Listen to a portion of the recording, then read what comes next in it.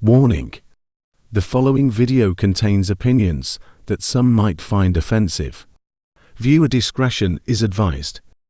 So in this part 2 of the Single Life tell-all, I'm sorry, it's just so ridiculous. Like, the storylines are getting so ridiculous. Okay, so Tiffany and Ronald have their thing. She reveals that she's filed for divorce. They bring Dan on, kind of, who says that he still wants to date Tiffany, but I got an opinion on that, of course. What's his nose? Caesar talks about how he's dating 2 women. I'm sorry. I can't. I just can't. These storylines are just so stupid. He's supposedly dating 2 women. We'll get into that. And, I don't know, they briefly mention Colt and Debbie, and that's just a whole mess. So, yeah, let's get into those things in this video.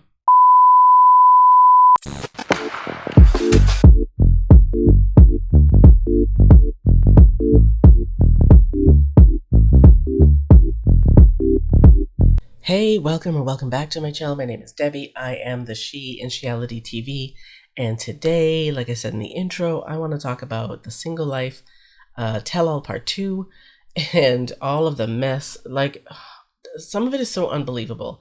Let's talk about Tiffany and Ronald and get them out of the way first. So Tiffany talks about, she actually reveals that she and Ronald had a deal that she wouldn't tell anyone that anything was wrong. Right? She would just, they had this plan that she would agree with him that everything was honky-dory and that they were getting along so well, when actually the opposite is true.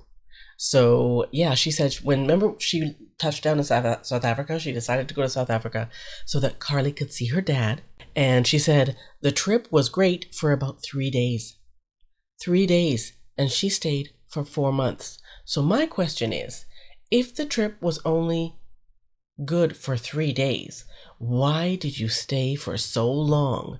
You don't get to complain and bitch about how he was so terrible, and you stayed for 4 months. You could have gotten a ticket you could have gotten a closed ticket.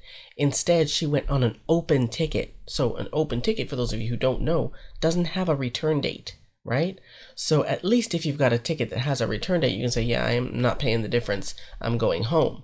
But you bought a ticket with an open date, like no return date, and so you're stuck there for 4 months when the trip was only good for 3 days.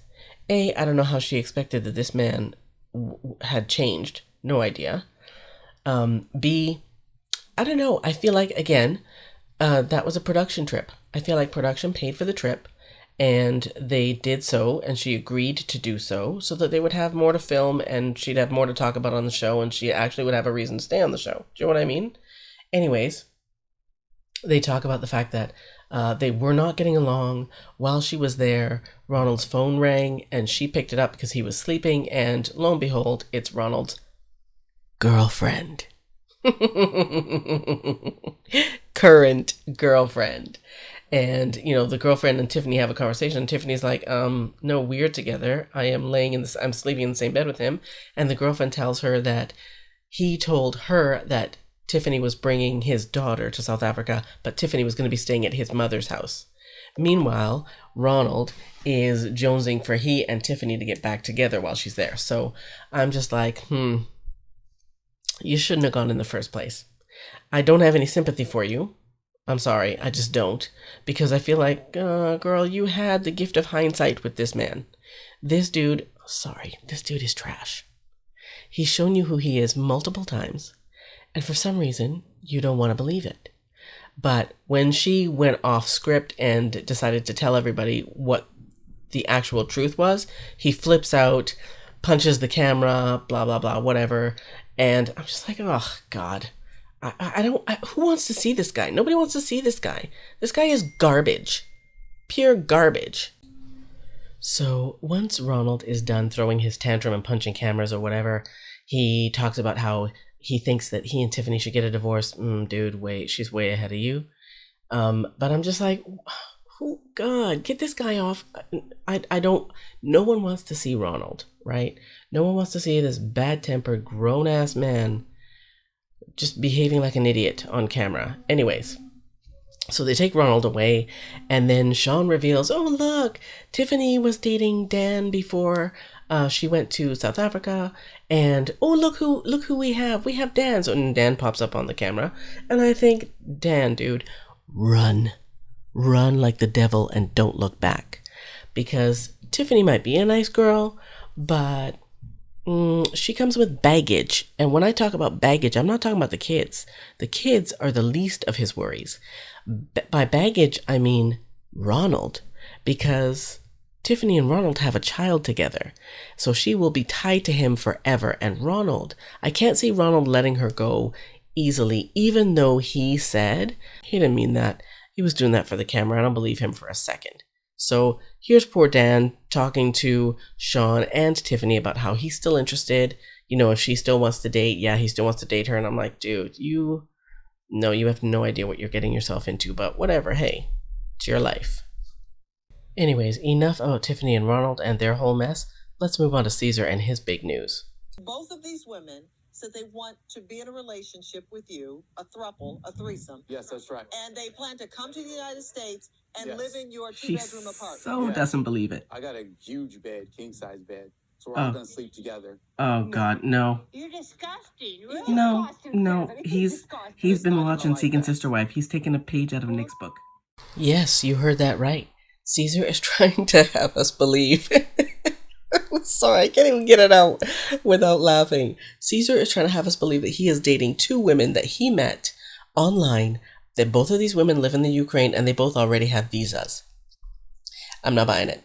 So supposedly they're going to be coming to the US from like a week or something from the date of this shooting, like the shooting of this part of the tell-all. They're supposed to be coming to the US a week from then to live with him. And Sean is like, okay, so you're supporting these two women on your income? And he looked stunned. Like it took him a second to answer the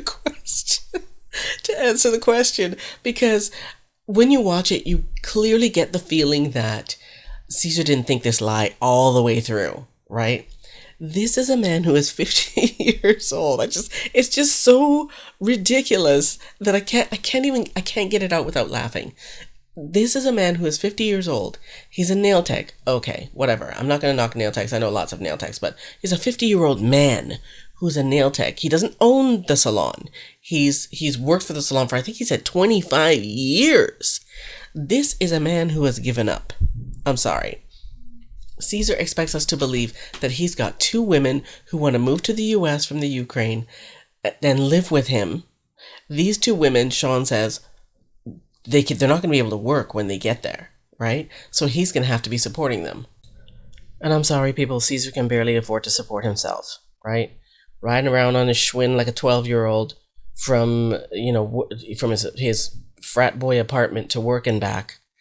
Caesar can't afford to support one woman, let alone two. And Caesar ain't getting one woman, let alone two. So I'm not buying it. Caesar, I'm not buying it. Here's what Caesar needs. I said this in my last video. I'm going to say it in this video. Caesar needs a friend. Caesar needs a female friend who will look him in the eye and say, dude, you need to get your shit together. You don't have furniture. You live in an apartment that looks like you either just moved in or are just moving out. Stop telling people that you gave that woman all your money, because you sound like a fool. Stop looking for women online. Get your act together. Go to the gym. You don't have to be a gym rat. You don't have to have a mega six-pack. Just like, dude, you're dumpy. You're super dumpy. And a woman is going to look at you and go, dude, you have absolutely nothing going for you. You have zero ambition. You're too comfortable where you are, having absolutely nothing. So, no. Am I materialistic? No. But am I thinking, you know what, dude? You don't have anything to offer her. You know what I mean? You want something from her, which is her looks, because you're not going to date a woman who is the female equivalent of you, right? Caesar is not going to date a woman who is the female equivalent of himself, right? Someone with a job where she's just barely getting by, an apartment with no furniture. She doesn't have a car. She got a bike. She's physically his equal. He ain't having that. So why would a woman with the requirements that he wants in a woman want him? Why? Then you have Tiffany and Tanya telling him on set that, oh, Caesar, I don't know why you think so little of yourself. You know, any woman would be happy to date you. You're a good looking guy. It's like, I'm sitting there thinking, why aren't you dating him if he's so great? It's like having a single friend set you up with a friend of theirs. Why would you do that? If he's so great, why aren't you dating him? That's what I think. When single friends go, oh, I know someone who will be great for you. No, because if he was so great, you would be dating him. I don't want him. Clearly, there's something wrong with him if he's good for me, but not for you. Caesar goes on to tell Sean and the rest of the cast that these women are not just going to move to the States to live with him, but they're going to, and now listen to the similarities here. They're going to sleep in the same bed. He's going to get them pregnant. They're going to have babies. This man is a full-on walking delusion. Seriously. He's been watching too much TLC, and Caesar is angling either to get on another show or to get his own show. But these women are not going to let Caesar's ding-a-ling anywhere near them. On one of the breaks during this tell-all, when they're breaking from being on set, Tim and Caesar are sitting back there talking about who's circumcised and who's like, gross. So anyways, Tim says, yeah, that he is. And Caesar was like, duh, I can't say. Which, dude, you might as well have just said, no, I'm not. Right? Not that anybody cares, Caesar. Nobody cares what your ding-a-ling looks like at all, I promise you. But anyways, yeah, that was just a random ass conversation. I don't know what that was about, but Caesar is also telling Tim that his testosterone is low and all that kind of shit. I'm just like, ugh, TMI. Way TMI, dude. TMI. Anyways, that's all I've got for this episode, this part 2 of the Single Life Tell-All. Again, as usual, thank you so much for watching. Please let me know what you think in the comments. Do you believe that Caesar's actually got 2 women? Tell me, do you actually believe that Caesar's got 2 women who are going to move in with him and cohabitate with him Nick Davis style? Or do you think he's full of shit? I think he's full of shit. Let me know in the comments. Thanks for watching.